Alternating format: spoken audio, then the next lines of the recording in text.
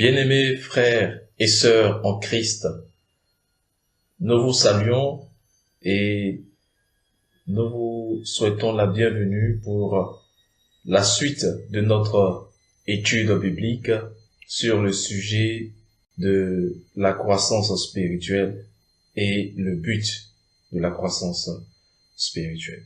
Dans l'étude précédente, nous avons vu un certain nombre de points sur lesquels nous allons essayer de revenir là-dessus pour les approfondir avant de pouvoir poursuivre.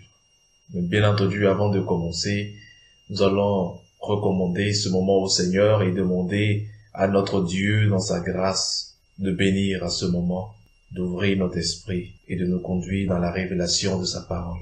Prions ensemble, Seigneur. Père, nous voulons te dire merci, parce que c'est toi, Éternel notre Dieu, qui rend ce moment possible. Et nos cœurs, en ce matin, veulent s'offrir à toi, afin que tu y sèmes ta semence de vie, et que par la révélation de ta connaissance, Seigneur notre Dieu, nous soyons éclairés dans notre marche, dans notre relation, dans notre intimité avec toi, afin que nos vies continuent d'être pour toi ce parfum d'une agréable odeur. Nous te bénissons parce que tu nous conduis au nom de ton Fils Jésus-Christ. Amen. Dans l'étude précédente, bien-aimés, nous avons donc introduit le sujet sur la croissance spirituelle et le but de cette croissance spirituelle, de cette croissance en Jésus-Christ. Nous avons dit que la Bible nous enseigne que Dieu fait toutes choses pour un but.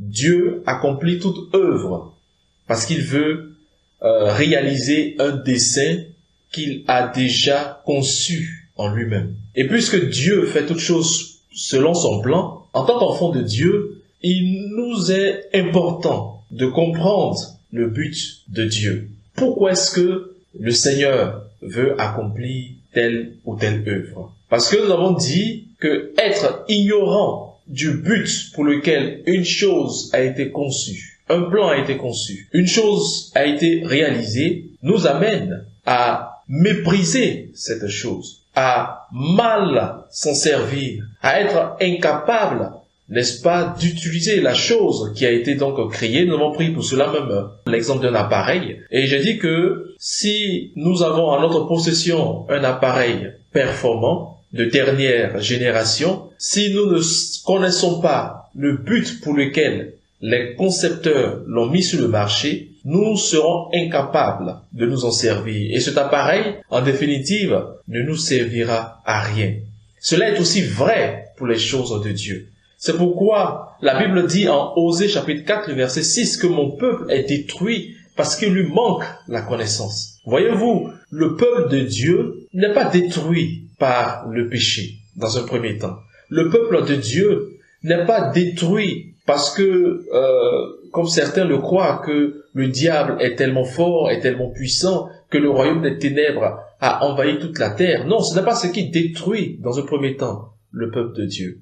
Le peuple de Dieu est détruit parce qu'il lui manque la connaissance, parce qu'il lui manque la compréhension du but et du dessein de Dieu dans l'œuvre qu'il est en train d'accomplir. C'est pourquoi nous voulons donc être informés. J'allais dire, nous voulons être enseignés sur ce que Dieu est en train de faire. Donc nous sommes devenus enfants de Dieu. Pourquoi Dieu a fait de nous ses enfants? Pour quel but il a fait? Et en fonction du but qui s'est fixé, comment est-ce qu'il compte travailler en nous et avec nous pour accomplir ce but?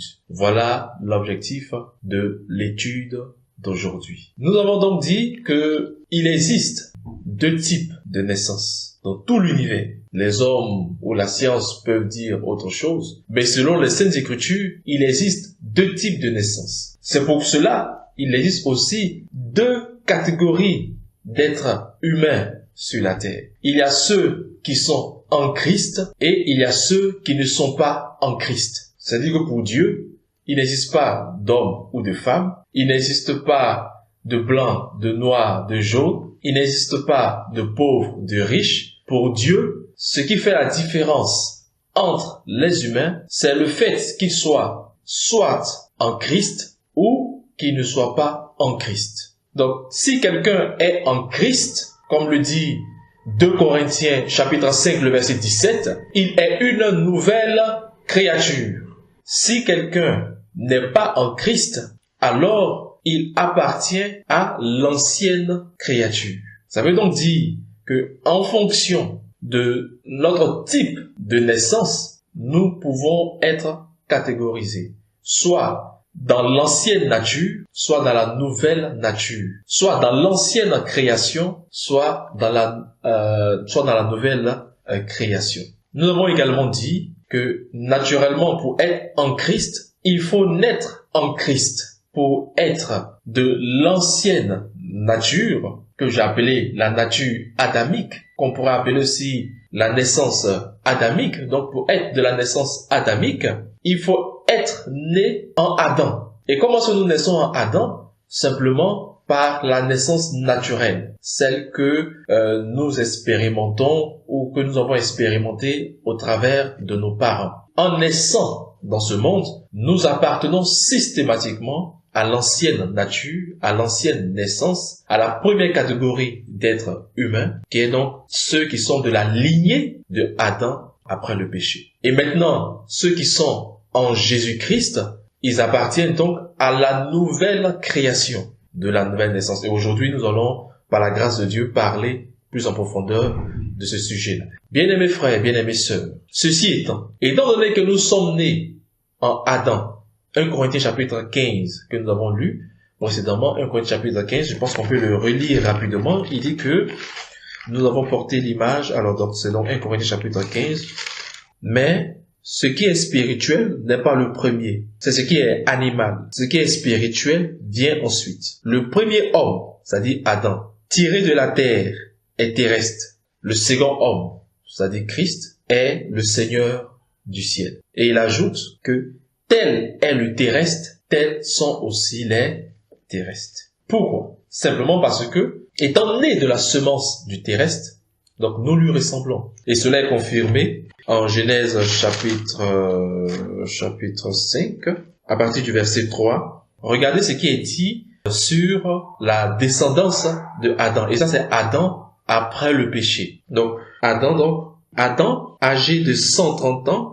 engendra un fils à sa ressemblance, selon son image, et lui donna le nom de Seth. Adam engendra un fils selon sa ressemblance et selon son image. Parce que la vie, l'image de Adam, la nature de Adam se trouve dans la semence. Quel est le problème avec la nature humaine?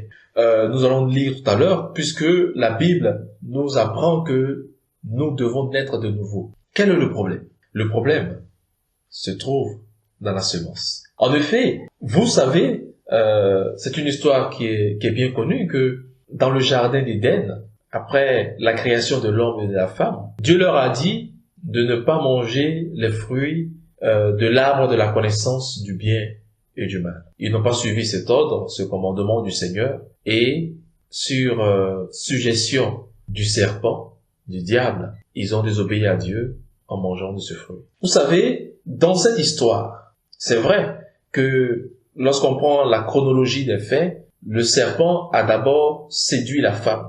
Et la femme a mangé le fruit et elle a donné à son mari qui était auprès d'elle et son mari aussi en a mangé. Mais la vérité, c'est que le serpent n'était pas en train de viser la femme. Son objectif n'était pas d'amener la femme à pécher. Bien vrai qu'il soit passé par elle dans un premier temps. Son objectif était de faire tomber l'homme dans le péché. Parce que le diable également connaît le principe de la semence. Parce qu'il sait que si la semence de l'homme, si l'homme, dans un premier temps, est corrompu par le péché, sa semence le sera, et toutes les générations d'hommes qui vont se succéder sur la terre seront tous affectés par cette grave maladie, cette grave anomalie qui est le péché. C'est pour cela, il est passé donc par la femme. Parce qu'en réalité, si la femme seule avait péché, les êtres humains ne seraient pas corrompus par le péché. Parce que la semence d'Adam serait restée intacte. Ce serait une semence dépourvue du péché. Parce que la femme, contrairement à ce que beaucoup pensent, ce n'est pas la femme qui donne la vie, c'est l'homme qui donne la vie, simplement parce que la vie se trouve dans la semence. La femme reçoit la vie, elle entretient la vie, et elle permet à la vie qui est en elle de se multiplier, donc les cellules qui se multiplient, et qui finissent donc par donner un bébé après 9 mois de formation à l'intérieur de sa mère. Donc le serpent ancien était donc en train de viser en réalité la chute de l'homme afin de corrompre l'homme et corrompre la semence de l'homme. Et c'est ce qu'il a réussi à faire, puisque le péché est entré dans l'homme, le péché a corrompu Adam, le salaire du péché étant la mort, Adam a donc connu aussi la mort. Dans une autre étude, nous allons entrer dans plus de détails pour ce qui est de ce qu'est la mort. Parce que la mort, contrairement à ce que beaucoup pensent, la mort ce n'est pas le fait n'est pas la cessation de l'activité cardiaque ou cérébrale. C'est-à-dire que ce n'est pas parce que le cœur a cessé de battre qu'on dit qu'une personne est morte. Sur le plan spirituel, bien sûr, du point de vue de Dieu, la mort est quelque chose de beaucoup plus profond. Mais certes, le péché est entré dans le monde. Le péché est une nature. Le péché n'est pas seulement un acte, mais le péché en réalité est également une forme de nature. Le péché, pour être plus exact, est une force contraignante qui oblige l'homme à prendre une direction, à choisir une voie, à développer un mode de vie, et le péché étant dans l'homme, fait un travail en lui qu'on appelle le travail de la mort, qui est également le principe de la corruption. C'est pour cela que dans le processus de croissance de l'homme, donc il va naître, il va grandir, il va arriver à un stade de maturité.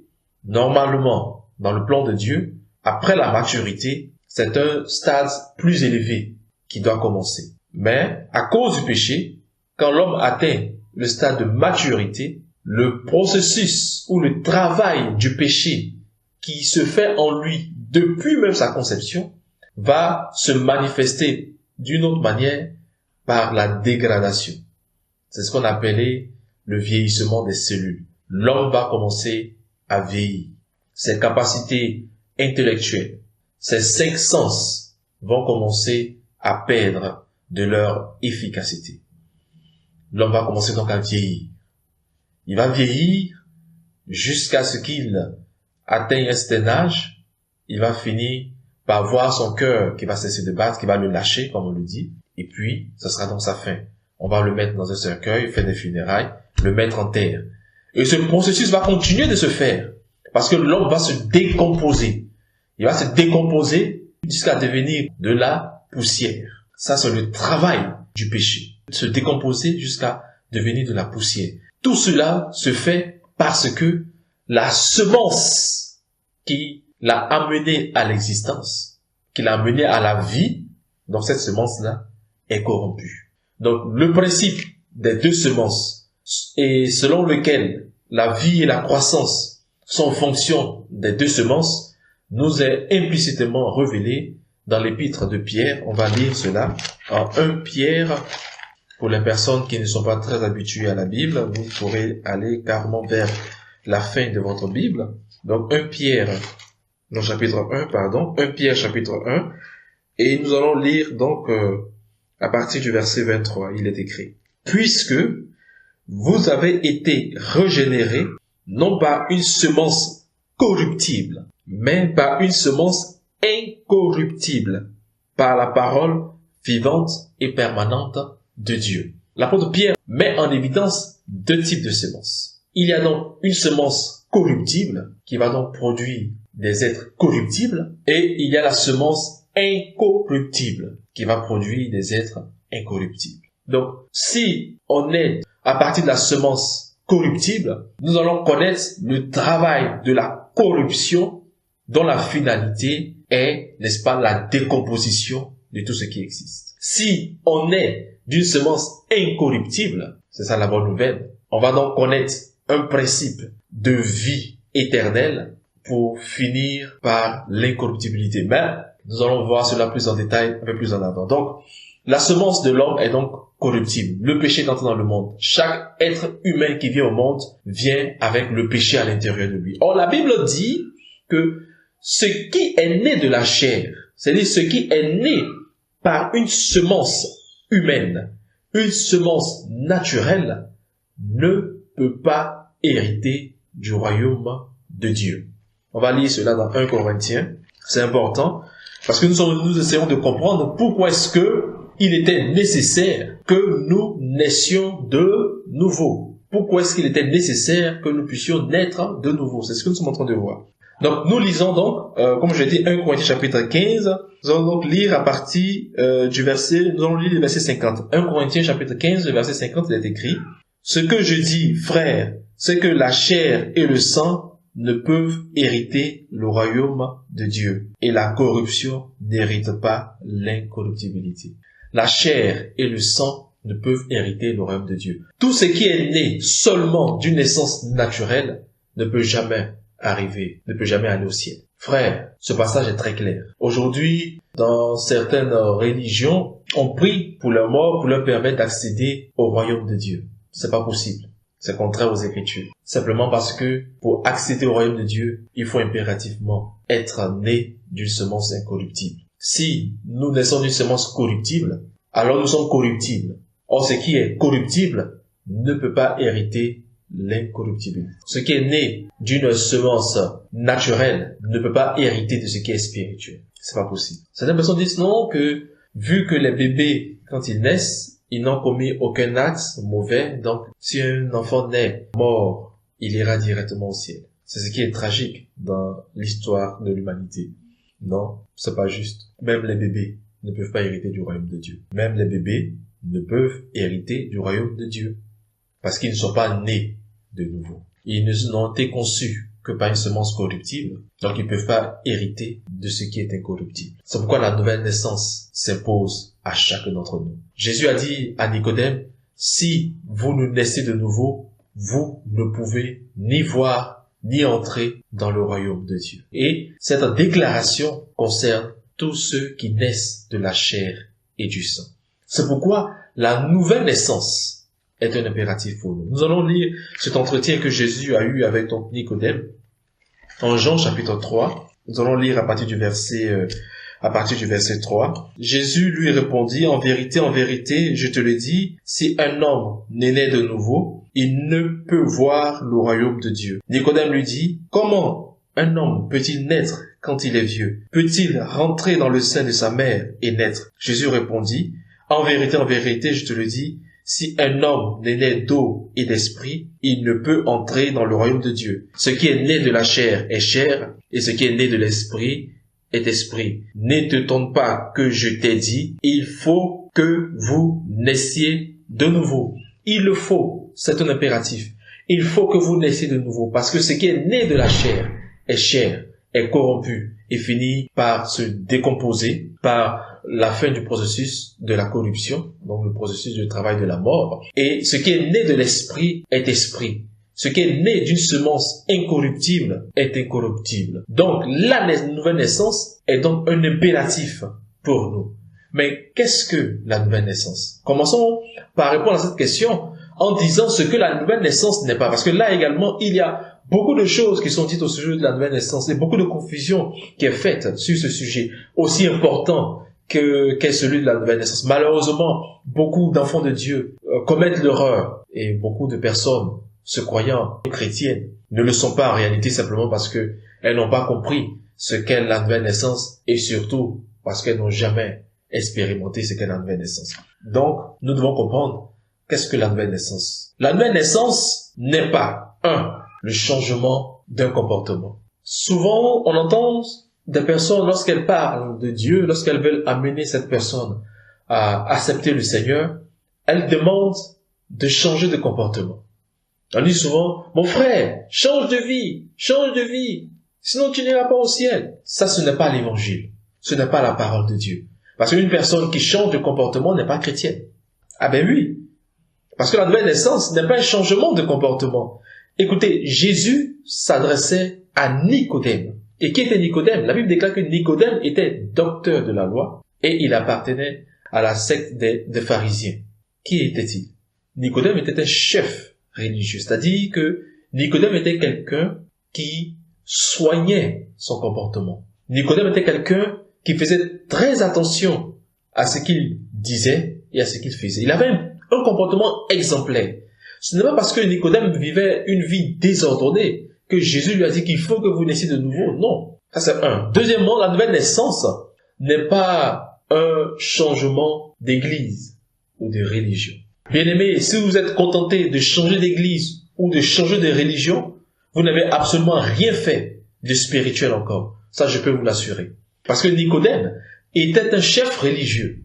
Il était irréprochable quant à la pratique de sa religion, et pas de n'importe laquelle. Il s'agissait à l'origine d'une religion qui a eu pour fondement la loi et les enseignements de Moïse, qui était un prophète de Dieu, je vous le rappelle. Et Jésus dit à cet homme religieux, il faut que vous naissiez de nouveau. Jésus n'est pas en train de lui demander de changer de religion. Sinon, à quelle religion Jésus tenterait-il de le convaincre, puisque Jésus lui-même n'appartenait à aucune religion. Vous savez à quelle religion Jésus appartenait? Il n'appartenait à aucune religion. Jésus n'est pas venu établir une nouvelle religion, une nouvelle façon de changer de comportement. Non, c'est pas pour cela que Jésus est venu.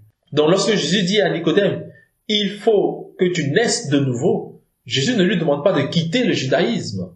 Non, ce n'est pas ce que Jésus lui demande dans un premier temps. Donc la nouvelle naissance n'a absolument rien à voir avec le fait de changer de religion. La nouvelle naissance, également, n'a absolument rien à voir avec le fait d'entrer dans le ventre de sa mère et naître. Vous avez vu dans le test, Nicodème a posé la question à Jésus, mais est-ce que moi qui suis vieux, est-ce que je peux entrer encore dans le ventre de ma mère et naître de nouveau? Non. La nouvelle naissance est donc un acte divin. Qu'est-ce que la nouvelle naissance? Comment se produit-elle dans notre vie? Comment pouvons-nous être sûrs que nous sommes nés de nouveau? Êtes-vous nés de nouveau, bien-aimés frères, bien-aimés sœurs? Peut-être que vous êtes responsable d'une église depuis de nombreuses années.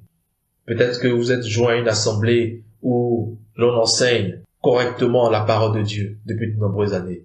Mais êtes-vous effectivement nés de nouveau? Avez-vous fait l'expérience de la nouvelle naissance? Si vous n'avez pas fait cette expérience, vous ne pouvez pas hériter du royaume de Dieu. Beaucoup de personnes participent aux réunions d'église depuis de nombreuses années, mais vivent des situations qui, dans le fond, à y regarder de plus près, l'origine de ce problème vient justement du fait qu'elles ne sont pas nées de nouveau. Un pasteur disait, après de nombreuses années, après plus de 20 ans de ministère, il disait que c'est maintenant que j'ai rencontré Jésus, c'est maintenant que je suis né de nouveau. Ne nous y trompons pas. L'expérience de la nouvelle naissance est capitale, est primordiale. Avant même que nous puissions parler de croissance spirituelle, il faut d'abord naître en Christ. Et dans la prochaine étude, bien-aimés, par la grâce de Dieu, c'est ce que nous essayerons de comprendre avec l'aide du Saint-Esprit. Que Dieu vous bénisse, que sa parole continue de vous édifier, que sa parole continue de vous transformer, et n'hésitez pas à nous faire connaître vos préoccupations, vos questions, et nous essayerons avec la grâce de Dieu de vous aider. Que Dieu soit avec chacun d'entre nous, au nom de son Fils Jésus-Christ. Amen.